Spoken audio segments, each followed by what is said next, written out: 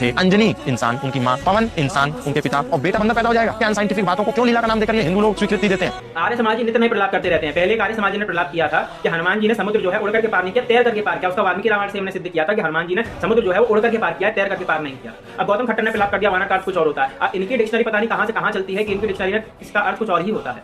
अब इन्होंने ग्यास लुगात का जो अर्थ बताया था कि हिंदू का अर्थ चोर होता है, तो ग्यास लुगात के अनुसार इन्होंने हिंदू का अर्थ चोर कर लिया। अब हिंदू शब्द को नहीं मानेंगे तो ग्यास लुगात के अनुसार तो राम का अर्थ भी गुलाम किया हुआ था। अब राम शब्द को क्यों मानते हैं?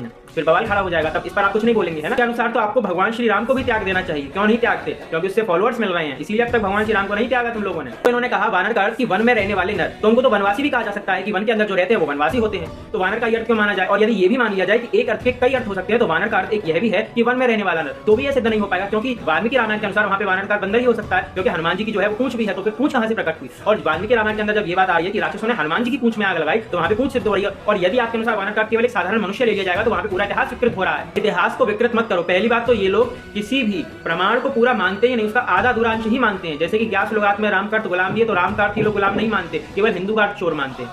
अब कोई इस्लाम का व्यक्ति कह देगा कि खट्टर जो शब्द आया है ये तो हमारी इस्लामिक डिक्शनरी में खतना शब्द से खट्टर शब्द हो रहा, तो क्या अपना खट्टर शब्द बदलते फिरोगे? अपने कितने नाम बदलते फिरोगे? तो मूर्खों वाले प्रलाप मत करो। परंपरा से जिन शब्दों के अर्थ जैसे हैं वैसा मानना स्वीकार करो। आधे अधूरे अंशों को मत मानो, अन्यथा तुम्हारी बात का भी कोई आधार नहीं रह जाएगा।